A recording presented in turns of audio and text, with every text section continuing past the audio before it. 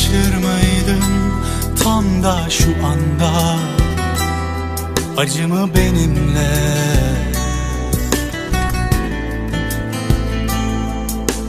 Hisseder miydin ta en uzaktan tuzumu teninde?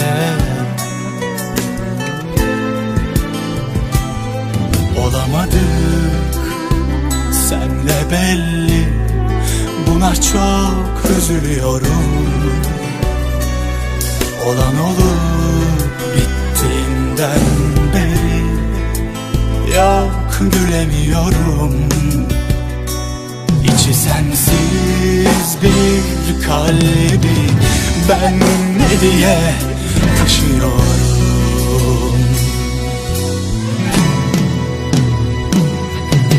Şimdi ağlamak geldiyse içimden, ne fark eder, ne fark eder? Ağlamak güzel değil diyor bak Sezen.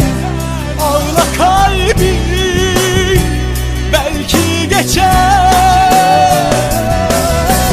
Şimdi ağlamak geldiyse içimden,